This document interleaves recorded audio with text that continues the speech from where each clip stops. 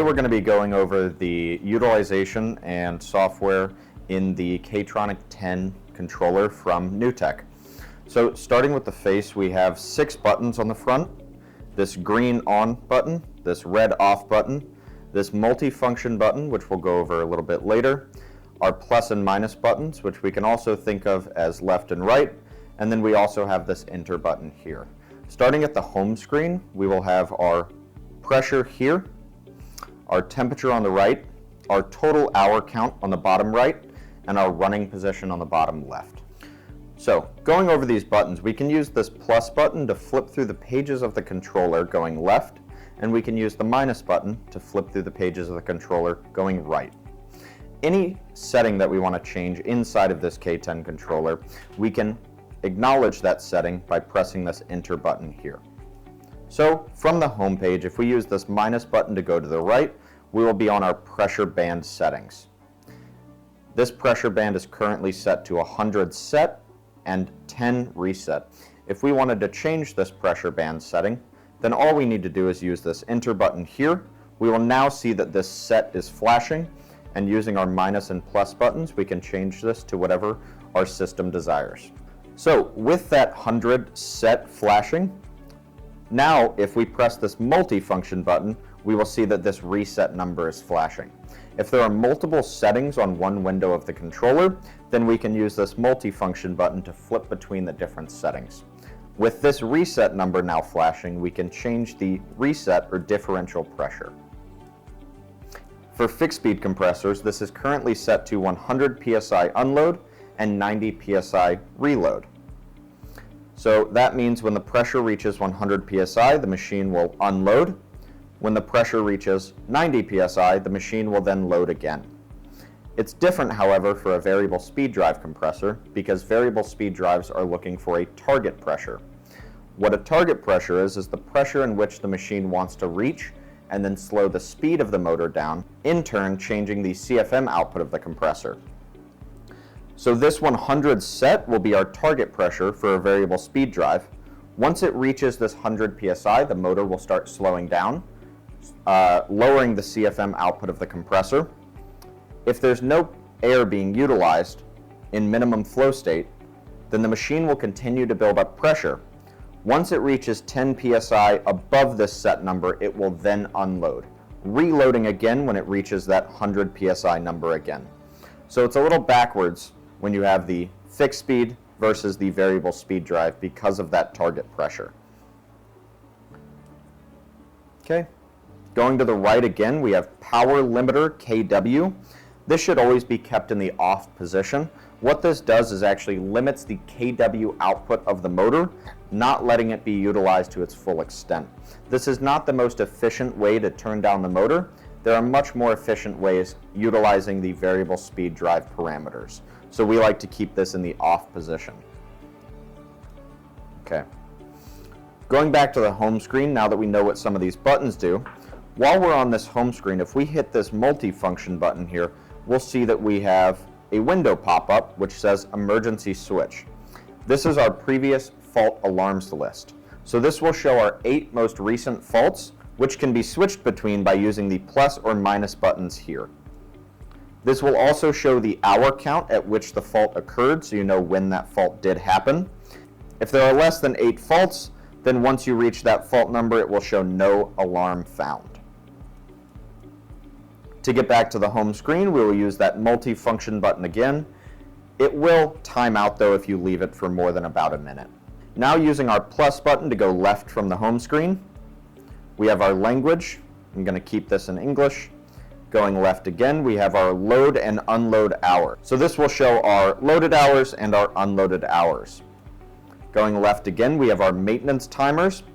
Any window where you see 1/5 or 1/any number, that means that there are multiple pages within this one slide of the controller.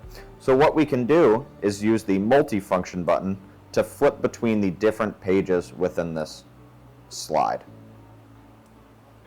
The maintenance timers cannot be changed from this window, they can only be viewed. We will see in a minute where we can actually reset the maintenance timers, but this is just for customer view. Going left again, we will see our fan settings. The KTronic 10 has the ability to turn on and off the oil cooling fan based on actual oil temperature, creating a much more efficient running style.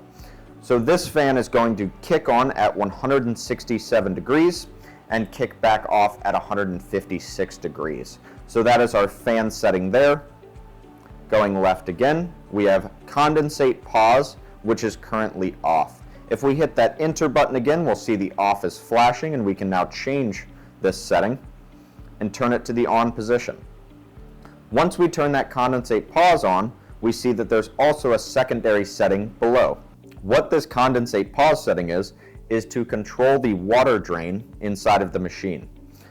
So this seconds here is the amount of time between when that solenoid will engage. This secondary setting here, which we can get to by clicking the multifunction button, this is when that condensate drain will actually be functioning. This means that it will only be functioning when the machine is running in the loaded position, whereas if we change it to always, then any time the machine has power applied, the condensate drain will be running this timer sequence here. Just going to turn that off now. Going left again, we'll see pressure unit and temperature unit. We have two settings for pressure, PSI and bar, and two settings for temperature, Fahrenheit and Celsius. Going left again, we have our standby time, 180 seconds. This is the unload run timer. So this is the amount of time that the machine must run unloaded before it will turn off and go into standby. We see below it says start/H off. What this is the amount of times that the controller will allow the machine to start the motor each hour. Utilizing Y delta starting configuration, the inrush current applied to the motor is much lower than what we would see on a direct inline starting configuration. So the use of a starts per hour configuration really is not as necessary as on direct online starting configurations. We then see temperature maximum and temperature minimum. So then we get to the code. We see 5 asterisks there, and we can type in our code by hitting the enter button and then holding the plus until we see 245 show up. 245, I will then hit the enter button again. Now I can go past this code window into the further settings of the controller. You'll then see insert your new code. Please do not insert your new code. We like the code that we made. Okay, alarm reset no. Changing this alarm reset to yes and clicking enter does not reset your faults. All this does is resets all of the faults internally stored inside of the controller, which we saw on the first screen. So please do not reset all of the faults. We'll change that back to no before clicking enter. Now we are where we can actually reset the maintenance timers. Again, we have the 1 through 5 windows. Starting with spec, we can hold the F button for 5 seconds to reset this maintenance timer. We'll see in the top right that RES will pop up. That means that this maintenance timer has been reset to the factory setting. Okay. To go to the other windows of the maintenance timers, we just use the multifunction button. Now we're on 2 out of 5, which is our oil. And we can do the same thing, holding this multifunction button for 5 seconds, and we will see that RES pop up in the top right corner. Okay. We then have our run type, either star delta or drive, 0 out of 10. This is the motor starting method or the motor running method. Star delta, otherwise known as Y delta, is the starting configuration that we use for all of our fixed speed compressors utilizing the K10 controller. Drive means that there is a variable speed drive installed to control the motor.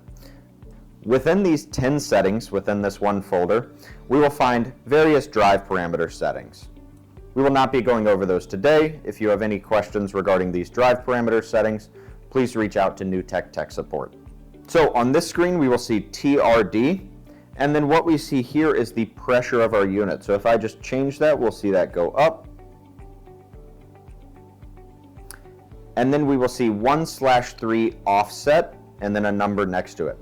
This is our pressure transducer settings. So we can actually calibrate the pressure transducer directly from the KTronic 10 controller. So let's say that your tank is at 100 psi, but you are only seeing 96 psi on the controller. What you can do is utilize this offset to match the controller transducer reading to the tank reading that you are getting. How we would do that is clicking the enter button here on the offset. We want this number to go up, so we're going to hold this plus button here. And as we go up, we see that number change as well. So that's just calibrating or changing what the pressure transducer is sending to the controller, telling it to read this number. So now we are at 100 psi, matching what the tank is seeing. Okay. The next screen is T.S/D, 5 seconds. This is our star delta timing, or Y delta timing. So this is the amount of time that it will take to switch between our Y configuration for our motor and our delta configuration.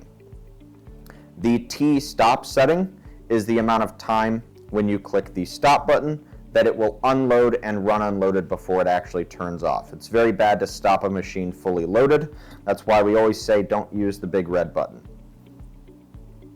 Going to the left again, we have the restart, 15 seconds. After you turn the compressor off, it must blow down all of the air inside of the sump.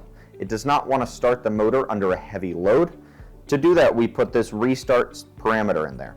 What this means is when we stop the machine, it will vent for 15 seconds before we're allowed to start the machine again, naturally protecting it by releasing all of the pressure inside of the sump. Going left again, we have our pressure maximum and pressure minimum. These are not our actual pressure band settings, but they are the maximum pressure and minimum pressure, which we can set that band that we saw in the first part too. Okay, we also have starting mode. There's 3 choices here, manual. All that means is to start the compressor, you have to walk up and press this green button. We also have automatic. That means with a power failure that the KTronic 10 will restart the machine automatically. And then we also have remote control. With this remote control enabled, we can put 2 wires and a switch into 2 terminals in the back of the controller and start the machine from anywhere that you can run 2 wires. Very helpful for machines on mezzanines where they do not want to climb up each morning to start or stop the machine. While the machine is in remote control, your on and off buttons do still function though. So now let's look at acknowledging and resetting faults. So I'll just press the emergency stop here so we can see the fault displayed. We see emergency switch displayed at the bottom here flashing. We also see a rapid flash coming from this indicator light here. That rapid flash means that there is currently a fault active. As soon as I release this emergency stop, we will see that that indicator light is no longer flashing, meaning that that fault is no longer active and can be reset. To reset the fault, we will just press the multifunction button once. With that light flashing and the fault currently engaged, pressing that multifunction button will not be able to reset that fault.